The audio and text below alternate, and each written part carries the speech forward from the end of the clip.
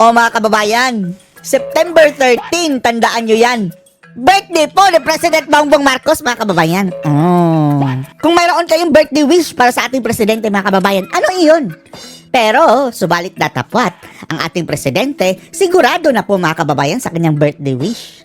Gusto daw niya mapabuti ang buhay ng sambayanang Pilipino, mga kababayan. Ang kanyang wish, mananatiling wish, mga kababayan, ay ang bawat isa daw ay manatiling masagana. 99. Lord.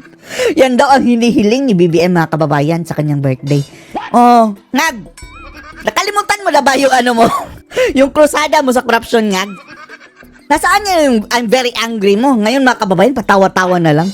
Ay, ang animal. Wala kaming pake kung birthday mo. Yang wish niya, mga kababayan, mananatili yang wish.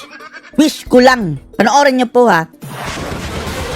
Isa lang daw ang hiling ni PBBM para sa kanyang 68th birthday. Ang 68 pa pala yan? Masamang damo yan, mga kababayan. Matagal pa. 68, batang-bata maging pa. maayos ang buhay ng bawat Pilipino. Wow, maging maayos ang buhay ng bawat Pilipino. Maayos ba yung ninanakawan ng mga politiko? Ngag, kung gusto mong magkatotoo yung wish mo, Ngag, bumaba ka na dyan sa pwesto. Yan ang katotohanan, mga kababayan. Hindi talaga kaya ni BBM i-handle ang Pilipinas. Kaya nagkaganito. Sa pinaman ng pagkakasipa kay Nicolas Torre sa PNP, nagkomento na Ano kinalaman namin kay Torre? rin ng Pangulo. Nagbabalik si Ivy Reyes para sa detalye. Buhay pa pala yung animal na yan? Anong tawag di ba sa kanya, unggoy? Over the years, ang mga linagay sa board ng electoral cooperative, political appointee. Walang alam dun sa patakbo ng Ikaw rin!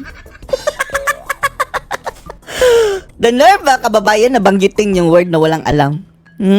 Sabi mismo ni VP Sara Duterte, mayroon tayong presidente na hindi alam kung paano electoral mamuno. cooperative. Ito na ngayon, no? Nagkaganyan. Kaya nagkaganyan. Make it political. Nakakatawa to talaga yung mga kababayan sa BBM, no? Lahat ng problema, mga kababayan, alam niya. Ito problema. Hindi lang niya alam, mga kababayan, na nagka-problema ng ganyan dahil din sa kanya. The competence level drops. Sa'yo? Ang tanggalin bilang service provider ang Villar-owned Siquijor Island Power Corporation o SIPCOR sa Siquijor. Ito, mga kababayan, Aapila raw- yan ang dahilan kung bakit bumaliktad yung mga bilyar. Dahil, ginigipit Nagipit na ang mga negosyo nila, mga kababayan. Ito legal needs. Ang sagot ng Pangulo, kaibigan naman daw niya ang mga Villar. Kaibigan. Basta aayon sa inyo. Pero kung hindi, kagaya nitong ginawa ng magkapatid na bilyar, mga kababayan, sana nga hindi nanalo yung dalawang bilyar, mga kababayan. Ay, Diyos ko, wag nyo na iboto ulit.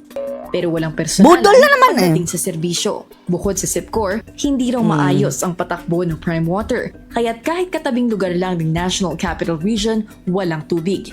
Walang rin nanakit tubig. si BBM. Pero kailangan daw talagang ayusin ang problema sa kuryente at tubig dahil apektado ang publiko. Nasaan na yung birthday mo? Tingnan nyo, mga kababayan, itsura. I am getting very angry. Ano na nangyari sa pag-fight mo sa korupsyon, BBM? Malapit ang masakote ni Marcoleta, mga kababayan. Biglang pinalitan ang blue ribbon. Eto, nasa likod niyan, mga kababayan. Sino pa ba? 68th birthday wish ng Pangulo, simple lang daw. Talagang Hindi naman nagba. nagbabago yung mga birthday wish ko mula nung simula hanggang ngayon. Walang katuparan, mga kababayan.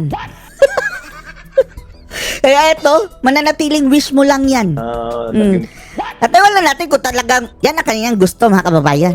For the show lang yan. Para lang may masabi sa media. Pangulo ko at ayun na nga maging maayos ang buhay ng bawat Pilipino. O naging maayos ba?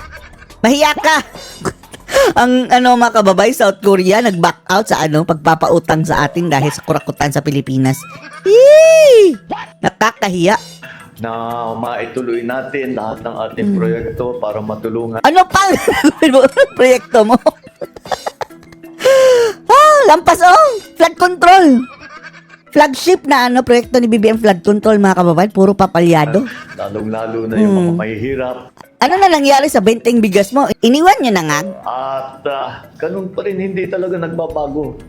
Dahil walang katuparan. Sana maabot natin yung aking Ay, nako, guni-guni. yung aking pinapangarap na wala nang gutom. Wala lang gutom. Hoy, gumising ka, ngag. Kami. Meron kaming birthday wish sa'yo. Lumayas ka na dyan sa pwesto. Sa parehong vlog, pinuri ni PBB O, isa pa nito. Unggoy daw mga kababayan, sabi ni Baste. Akala natin nawala na ito sa limelight. Bakit? Ay, naalala tuloy natin ang mga kamatsingan, mga kababayan. Nicolas Torre III at sinabing talagang magaling na pulis si Torre. Magaling. Bukhan yan. Kaya Oh. lang, tila matigas ang kanyang ulo. Napakasimple lang. Hindi talaga sila magkasundo ng Napolcom.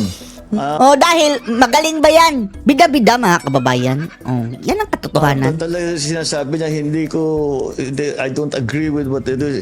Pinapaliwanag, nag-uusap nga ako, sabi ko, kay chain of command yan, that's the civilian authority. Hindi mo pwedeng hindian yan. Hindi mo na kailangan eh. Kaya pinalitan, mga kababayan. Binudol din si Torre. Oh. Bagamat naalis sa pwesto, Buti buo nga. pa rin daw ang tiwala ng Pangulo kay Torre. Sige, utuhin mo na naman yung matsin. Para sa agenda, Ivy Reyes, Billionaire News Ay, ako, Channel. Diyos kong Todo kabangagan. iwas ang mga kaalyado ni House Speaker Kabangagan. Martin Romualdez sa issue ng umano'y posibleng pagpapalit ng liderato sa Kamara. Ang Budol. Naglulundag din tayo sa tuwa, mga kababayan, dahil ang dami nang nagsasabi eh. Oh, na papalitan na nga si Tambalustos, mga kababayan. Yun pala, budol lang. ibang kongresista naman, iba-iba ang pahayag. Yan ang agenda report ni Mavic Trinidad ng Abante live mula sa Batasang Pambansa. Uy, bakit abante ang inyong title sa inyong news? Kuring. Palitan nyo dahil naalala namin si Benny Abante. Hi Mavic, may posibilidad nga ba talaga na mapalitan si Speaker Romualdez? Huwag na muna kayo maniwala, mga kababayan, hanggat hindi yan napapalitan dahil budol na naman yan. Oh. Marina, tila ayaw pahuli ng Kamara sa Senado. Mga bangag na namang, Matapos na umugong dito sa Kongreso ang umano'y pagpapalit din ng liderato Diversionary ni House Speaker Martin Romualdez. Mamaya nyo na kami kausapin kung talagang napalitan niya sa Tambalustos na yan. Please raise your right hand and repeat. Matapos ang forthwith na kudeta sa Senado na muling nagbalik kay Senador Tito Soto bilang Senate President at sa gitna ng pagkakadawit sa ilang mambabatas sa flood control scandal, Wala kami pakidyan kay Villanueva at Estrada. Bahala sila sa buhay tila nila. namimiligro na rin daw ang palitan sa liderato ng Kamara. Umuugong na Palitan niya posibleng na, tagal. sumunod na palitan si House Speaker Martin Romualdez. Wala na session ngayon, mga kababayan. Oh. Pero, sa ngalan ng mga kababayan natin, yan talaga ang sinasabi nila. Dawit na rin siya, mga kababayan. At wag na tayo maglokohan. Hindi pwedeng hindi dawit talaga si Tambaluslos, mga kababayan, dahil siya ang speaker eh. Yun nga ang sabi ni Kiko Barsaga. Batang kongresista, mga kababayan, na pinipitik na si Tamba. Oh. Hindi pwedeng hindi mga kababayan, alam niya ng speaker. Wala raw siyang koneksyon kay Romualdez. Pinagbasehan lang Kaya daw nga, ni nasuggest siya Vizcaya na ang imbestigahan. mga kausap niyang politiko na humihingi ng parte umano ni Romualdez sa proyekto. Pero ang tanong, sapat na nga ba itong dahilan para magbago ang liderato sa Kamara? Tukuhin nyo Sabi kami. ni Navotas Representative Toby Tiangco, Hanggat noong hindi isang napapalitan linggo niya ang pa raw, buhaya may dyan, mga nagtatanong kababayan. na sa kanya kung may sapat na numero para mapatalsik na ng tuluyan si Romualdez. Nababahala na raw kasi ang mga mambabatas Yung animal na to, mga kababayan, dapat alis na rin ito, no? Kapag mapapalitan niyang speaker, mga kababayan, wala na rin itong mga animal na to. Lahat ito swipe. Wipe out yan, mga kababayan. Mapapalitan niya ng iba. Na sana ang ipalit nila, mga kababayan, yung talagang mga matitino. Hindi kagaya niya mga animal na buang na. sa kinakalabasan ng pagdinig sa flood control scandal. Lumalapan ang kinanta ng mga diskaya ang ilang Kanta, kongresista kanta, kanta. sa anomalya. Sa panayam ng Billionaire News Channel sa ilang mambabatas, may mga nagkumpirma at may mga Mabuti nga itong mga diskaya, mga kababayan, mayroong kinantang mga kongresista dahil imposibleng wala. Sila na nga pinagbintangan, mga kababayan, di ba? Tapos walang maikanta na kongresista. Lahat malinis na. dinay sa isyong ito. Diyos ko, Lord. Sa isang text message, sinabi ni Negros Occidental 3rd District Albi Benitez na public office is a public trust. Sige, tumakbo ka na. Magbotohan na. Sinundan niya ito ng isa pang text message, kung wala ng tiwala, dapat na anyang umalis. Hindi yan aalis. Isa si Benitez sa sinasabing contender sa pagka-speaker, bukod pa kay House Majority Leader at President Ay, Diyos ko, Lord. Si Sandro Marcos, mga kababayan. Ano na to? Marcos, ano? Palitan na lang pangalan ng Pilipinas ng Marcos, country. Siya ang House Speaker. Presidente, Marcos din. Tapos ang Senate President, mga kababayan, posibleng si Amy. Till anytime yan, pwede sipain si Soto eh. Puro Marcos. Good luck, Philippines. San Santo Marcos.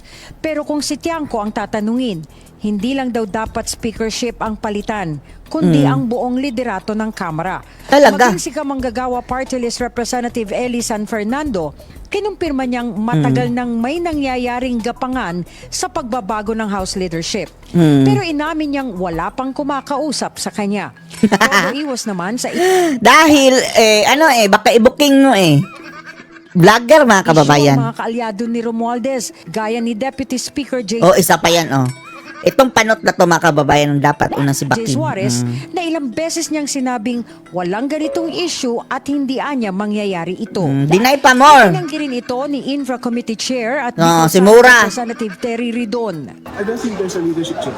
Si Mura na, mga kababayan, hybrid ng Nora Honor. Ay, nako. Nanatol. I don't think so. Ilong mo, Hindi ang umano'y planong kudeta sa Kamara. Ang tanong, napapanahon na nga ba ito at sino Uy, matagal na. Dapat nang ginawa ni Bangag, mga kababayan. Alisan na yan si Tambaluslos. Ano ba kinakatakot ni BBM? Pwera na lang, mga kababayan, na right from the start, yan talaga ang plano nila. Good cup, bad cup. Si BBM, mga kababayan, hindi daw makabasag pinggan. Tapos, ang taga salo ng sisi o si Tambaluslos na. Hindi rin mapapanagot dahil mambubudol sila Sama-samang babangag muli. tunay na makikinabang dito?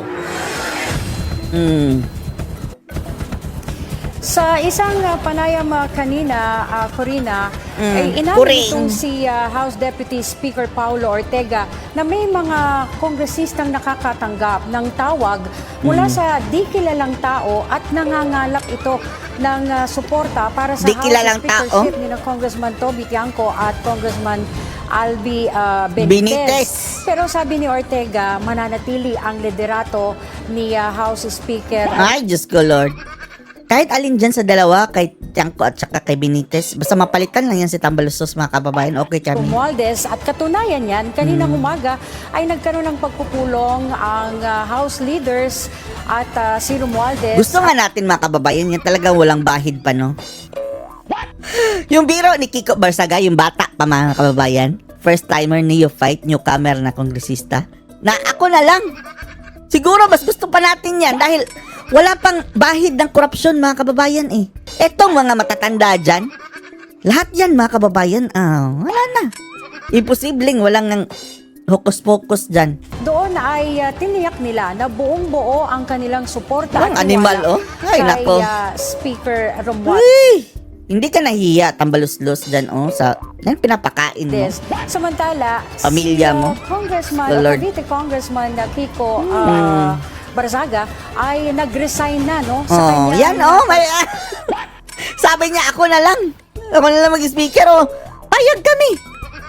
Basta't, huwag kang mangurakot at yung mga kurakot dyan, pitulin ninyo. Matigil ang kurakot. Why not, coconut? Although, may naaamoy ito natin, mga kababayan, na medyo makakaliwa ito. Pero siguro, ideologies, mga kababayan. Mayroong mga idealism. Gen Z.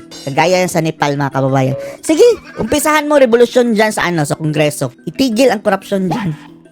Okay kami sa'yo. Yung National Unity Party o NUP at sa mayorya sa Kamara dahil Malapit na itong mapanot siguro, mga kababayan, kasi binababawal na niya ang bangs.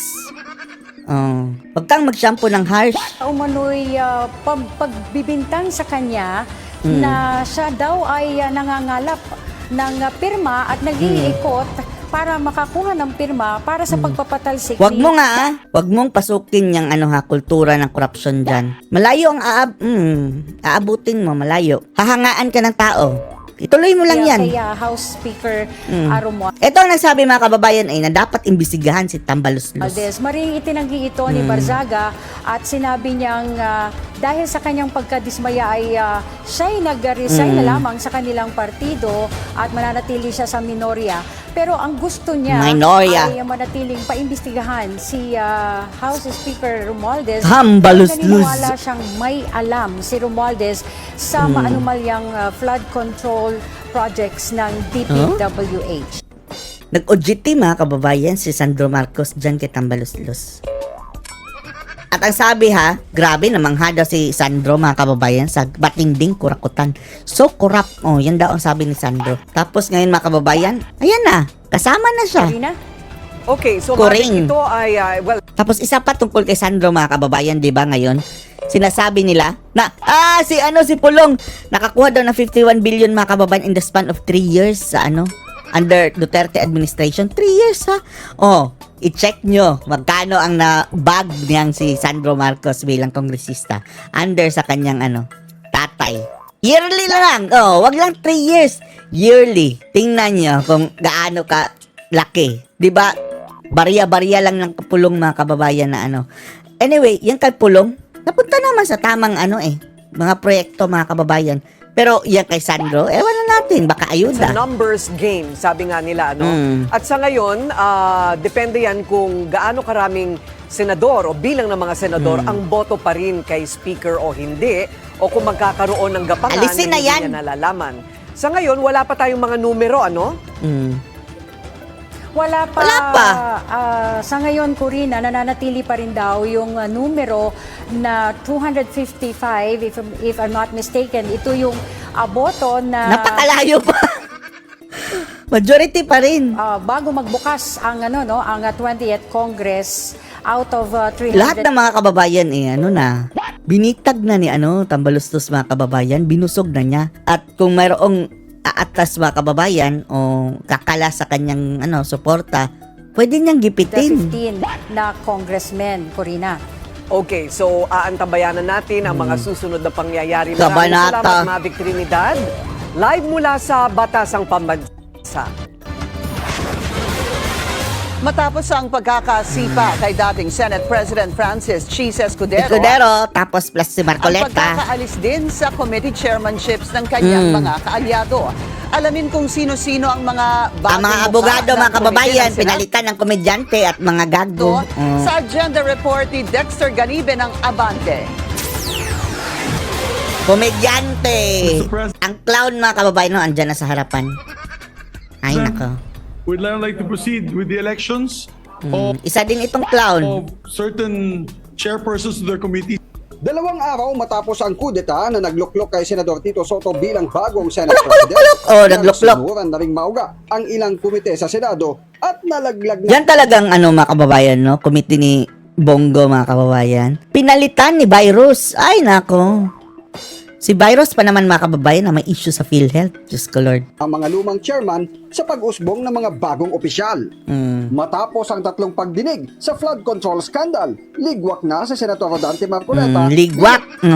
Nasa kote na sana mga kababayan. Na corner na. Biglang niligwak. Chairman ng Blue Ribbon Committee. Grabing, Papalit sa kanya, ng mga si animal, Senate no? President Pro Tempore Ping Lacson eto, na unang nag-expose ng mga ghost flood control project sa Bulacan, Pampanga, Mindoro at iba pang lugar. Napunta naman kay Senador Risa Ontiveros ang Committee on Health and Demography Bongo. matapos ang 6 na taong chairmanship ni Senador Bongo.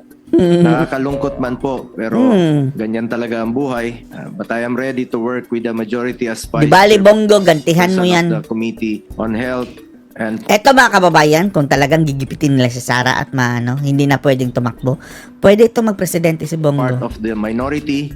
Pero dahil nasa minorya sigo, kinailangan ni Senator Risa na magtalaga ng senior vice chairperson na kasama niya sa mayorya, si Senator J.V. Ejercito. Ang traidor, Sa Senate Committee on Labor, si Senator Rapi Tulfo ang pinalit Tulpok. kay Senator Amy Marcos. Inilipat naman kay Senator Loren Legarda ang chairmanship sa 2 committee na hawak ni Senator Alan Peter Cayetano.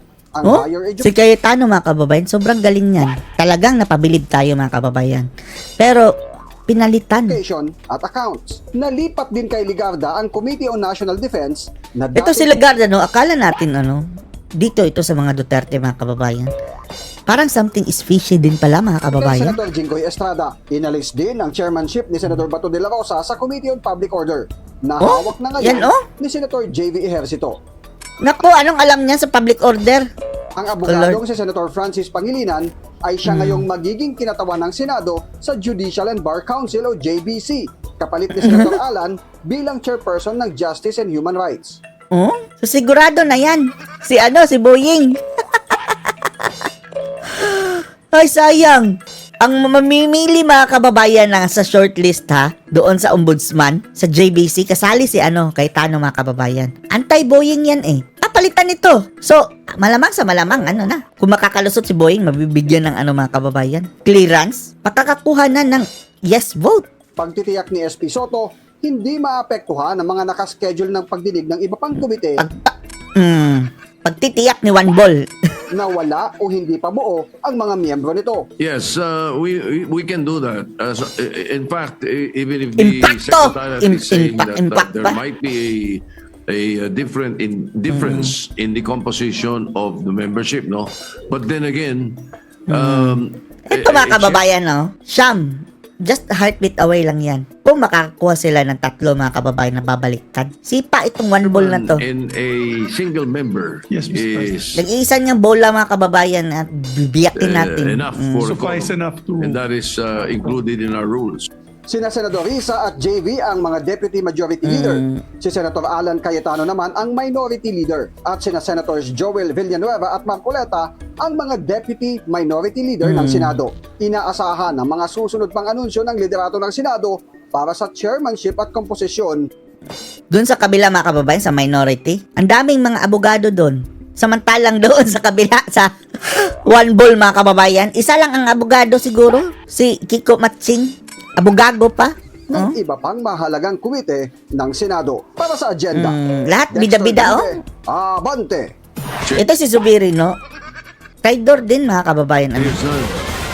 Nagdesisyon ang Senado na ilipat si dating DPWH Bulacan Assistant Engineer Bryce Hernandez sa Pasay City Jail. Kasuhan na yan. Pero mananatili daw ito sa legal custody ng Senado. Kahapon lang nang tinurn over ng Kongreso si Hernandez sa PNP Custodial Center sa Camp Crame. Yung mga taong yan mga kababayan, sigurado na yan, klarong-klaro na talagang nangurakot. Dahil sila ang mga pumirma mga kababayan sa mga ghost project. Dapat na nga, kaso na yan, hinuli na yan mga kababayan. Hindi na nagsirkus pa dyan. Kasi ito ng proteksyon sa mga kongresista matapos isiwalat na tumatanggap umano sina Senador Jinggoy Estrada at Joel Villanueva ng kickback sa flood Bahala control kayo, project Jinggoy. sa Bulacan. Bumabaha ang mga nadadawit sa flood control scandal. Ngayon naman, Wow, internal cleansing pa ang binanggit mga kababayan. Blue Ribbon Committee ang nakaladkad. Ang detalye sa agenda report ni Hannity. Alisin mo na yan sa Blue Ribbon Committee. Kaso lang mga kababayan, pwede pa rin siyang dumalo. Dahil senador pa rin siya eh. Hindi ako nag-aalala na kinabukasan, pagbukas ko ng dyaryo, Hindi lang siya pwede makasite in contempt. And similarly, in this particular issue, pag ako po naturo, baka manghabol ako ng taga. Lilinisin ng Senate Blue Ribbon. Wow, pak. Yan ang gustong-gusto ni One Ball mga kababayan. Feel na feel niya ng judge. Ay nako, mag-aral ka muna ng abogasya. Committee ang sarili nito. Kahit first year lang para maintindihan mo One Ball. Hanay, isang staff kasi ng mismong komite na nag-iimbestiga Sige, tuluyan niyo sa na yan! control scandal. Tagal. Posibleng sangkot din. Kahapon, Puro panakot mga kababayan. Ang purpose nila niyan, bumaliktad yan, luluhod sa kanila mga kababayan. Tingnan nyo, kapag babaliktad na yan, pupunta na yan sa bagoong Pilipinas mga kababayan ng dalawa. Nasa minority yan ngayon eh. Wala na. Absuelto na yan, automatic. nadawit si Senador Jinggoy Estrada sa Lokohan lang to yan. Tapos akusahan ni dating DPWH Bulacan Assistant District Engineer Bryce Hernandez na may staff daw siyang gumagawa ng delivery of obligation para makatanggap ng kickback sa pondo. Tinukoy ito ni Hernandez na si Beng Ramos. Who is Beng Ramos? Staff of Senator Jinggoy Estrada. Paano na-stumbalustos at azaldi ko? Yan talaga mga kababayan ang numero 1. Wala tayong kontra dyan kina Estrada ha. Pag-imbestiga kina Estrada at Villanueva. Pero nililihis mga kababayan eh. Yung talagang big timer na mga balyena mga kababayan. Naaabsuelto. This was the time na Meron pong project na binigay si Boss Henry Alcantara kay Miss Beng Ramos through Miss Mina of WJ Construction. Pero ayon sa investigasyon ng opisina ni Estrada, mula 2004, wala naman silang staff na yun ang pangalan. Hindi rin daw siya authorized para gamitin ang pangalan ng senador. Yun pa. Eto na lang, Jinggoy. Yung mga proyekto na na-funnel sa iyo, ipa-audit mo na lang. Miyembro si Ramos ng Blue Ribbon Oversight Office Manager. Dahil kung totoo mga kababayan, walang kadala-dala to si Jinggoy Estrada. Umapak na naman sa the same banana peel mga kababayan at nagpahuli na naman. Na ex-girlfriend ng staff ni Estrada at hiniling na nila sa Senate Secretary na imbestigahan ito. Ex-girlfriend? Sabi ng bagong Blue Ribbon Committee Chair na si Senate President Pro Tempore Ping Lacson, Tipura. mukhang kailangan na niyang gumawa ng internal cleansing sa komite, lalo na't nakatoka ito sa pag-iimbestiga As if, no, talaga mga kababayan ang lilinis. ng misconduct sa gobyerno. Inirekomenda na rin ni Senate Minority Leader Alan Peter Cayetano na maglabas na ng partial committee reports tungkol sa anomalous flood control projects para hindi na raw makatakas ang sinumang sangkot nito. Ang point ko, Mr. President, is that kasi pagka yung klarong-klaro na Kasuhan na. or at least the evidence is Yan taga overwhelming, DPWH, kulong na yan mga kababayan dapat. that will also help us get direction. Pero kung hihintay natin ilan, paano kung ang involved dito 1,000, 2,000, 5,000 tao, guguluhin lang po nila. Sa ngayon, nag-iipon ng ebidensya si Lacson na posible niya raw i-turn over sa mga otoridad para makapaghain na ng kaso. Anong sabi ni Soto? Kaya daw mga kababayan, pinalitan si Marcoleta dahil gusto lang niya makagawa lang daw ng batas mga kababayan. Ayaw daw niya yung investigasyon na ganyan dahil hindi rin daw mga kababayan makukulong. Oh, buladas. Oh, eto na Marami na doon siya ipapakulong mga kababayan. Ay nako. Ayusin niyo yung script niyo, Soto at Lacson. Para sa agenda, Hannah T. Billionaire News Channel. Tapos kalat ka rin si Senador Jinggoy Estrada sa flood control scandal. Agad na sinuyod ng aming team ang proyektong iniuugnay sa kanya. Ayan na. Sige, tingnan natin itong mga proyekto ni Jinggoy. Proyektong literal na guni-guni lamang. Guni-guni! Lagot ka dito, Jinggoy. Narito ang exclusive agenda Lagot ka report ni dito. John Guni-guni lang ito. Sigurado kayo ha, Bilyonaryo News Channel na talagang si Jinggoy ang proponent. Senator Jinggoy po ay nagbaba ng 355 million ngayong 2025 2025. sa mga ilang projects sa Bulacan. Bakit na sa Bulacan, paborito nila mga kababayan, no? Yan, hindi naman din dispute ni Jinggoy mga kababayan na mayroon siyang project sa Bulacan, di ba? Oh. Pinuntahan ng Bilyonaryo News Channel. Hindi nagsiselos ang San Juan yan? Jinggoy? Taga San Juan ka tapos Bulacan ang proyekto mo? Ang isa sa mga proyektong linked umano kay Senador Jinggoy Estrada. Ang construction of flood control structure including pumping station and floodgate phase 3. Ayon sa datos ng DPWH, matatagpuan ito sa Barangay Mayto. 92 million pesos mga kababayan. Bulacan and then, saan nakalagay ang Jinggoy Estrada? Saan nakalagay? Sa Kalumpit, Bulacan. Ang kontratista, ang Alpha Omega General Contractor. Isa sa siyam na kumpanya ng mga diskaya. Nasa phase 3 na dapat Diskaya. ang proyektong. So, kung Diskaya yan mga kababayan, bakit sinabi ni Diskaya na walang senador na involved? Pinagtatakpan lang ba ni Curly? Awarded noong May 2025 at saan dyan ang nakapangalan ng Jinggoy yan? Tapos ngayong Disyembre. Gusto namin makita. Ito ng halos 57 million pesos. Ano yung 92? Pero nang puntahan namin ang proyekto, walang phase 3. Dahil ang naunang Wala. proyekto na sinimulan last year, sheet piles pa lang ang nakalatag hanggang ngayon. Nabulok Walang na. isang pumping station at walang floodgate. Ang kontratang ito, hawak din 92 ng mga million. Diskaya sa halagang 92.6 million pesos.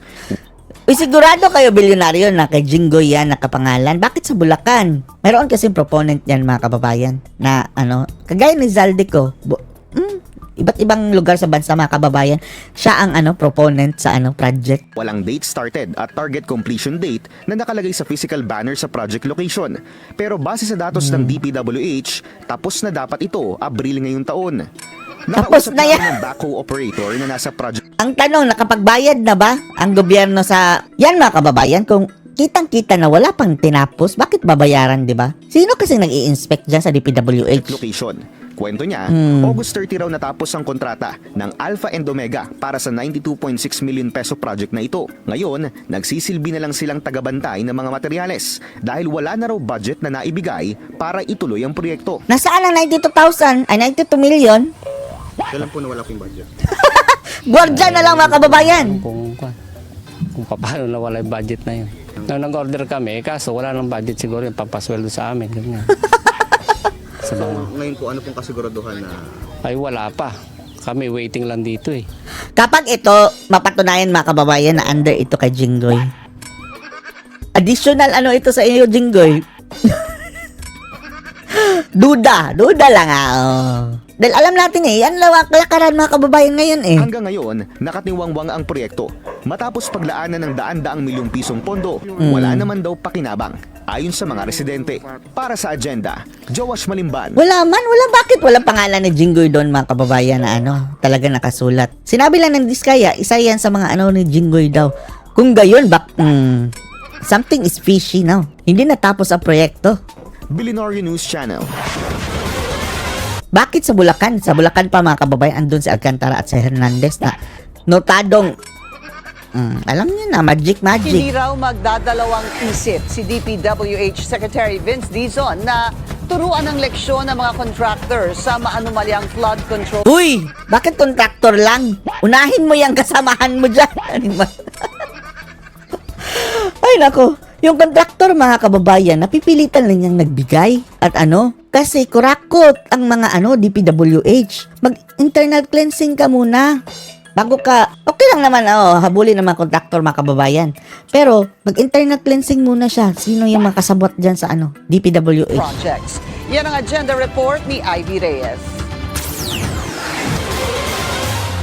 Sasampahan ng kaso ang mga kontratista ng substandard Go! flood control projects sa Oriental Mindoro matapos tumambad kay DPWH Secretary Vince Dizon. Yan, mga substandard. Shop na mga kontrata, kaya taliwas sa plano ang nadatnan nilang structures. Halimbawa, sa barangay Pinadali yan dahil mga kababayan, wala silang maipakitang proyekto. sa Nauhan, may lalim lang na 3 metro kahit ang nakasaad sa kontrata, 12 meters. Ang contractors, nasa listahan na rin ng Pangulo. Ito ay ang St. Timothy Construction Corporation. Grabe, mga Sunwest mga Construction santo and pa Development Corporation, Sunwest, si Saldeco. Elite General Contractor and Development Corporation. Sampahan nyo Ang na mga yan. project sa Oriental Mindoro may pattern o mano dahil magkakasunod ng bidding, notice to proceed at project cost. Hindi Lesson learned yan sa mga contractors na sige bahala na. Bahala hindi kayo mapili. Basta wag lang kayong mag-engage dyan sa kurakutan.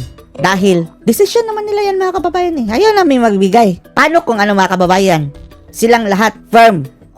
Hindi na kami magbibigay. Hindi kami magpapakurakot sa mga kongresista. Bahala hindi kami mapili. Kung lahat sila mga kababayan magpapatigasan na hindi talaga magbibigay sa mga kongresista, pwede yan. Pero, ang problema, ang may-ari ng mga construction company, mga kababayan, mga kongresista din. notice to proceed at project cost. Hindi na raw nagtataka si Dizon kung ganito rin ang lagay ng mga proyekto sa ibang lugar. Yung lahat Lagay. ng responsable dito, Pangit ang lagay, no? mananagot dito. Yun lang ang naman ang utos ng Presidente. Lahat Diesel, ng pangit ba ang lagay dyan? Kailangan managot, dapat managot. Sa ngayon, Alawit. nasa immigration watch list na rin si dating DPWH Secretary Roberto Bernardo. Nagpasa na ng Si Bunoan. request for an immigration lookout bulletin order si Dizon sa Justice Department para hindi raw maantala ang investigasyon kung saan kasama ang ilang DPWH official. Dawit ngayon sa anomalya si Bernardo matapos pangalanan para si ni Jose President Rizal, Tempore Panfilo Lacson bilang miyembro ng MBB Global Properties Corporation na binubuo raw ng pamilya ni Bernardo, dating DPWH Secretary Manuel Benoan at Candaba, Pampanga Mayor Rene Maglangke. Yan si Benoan, Para sa mga kababayan. agenda, Ivy Reyes, Billionaire News Channel. Di tayo naniniwala na walang kinalaman si Bunoan. Huwag yang patakasin. Huwag yang patakasin si Bunoan. Imbestigahan yan. Ano masasabi niyo dito mga kababayan? Post your comments below.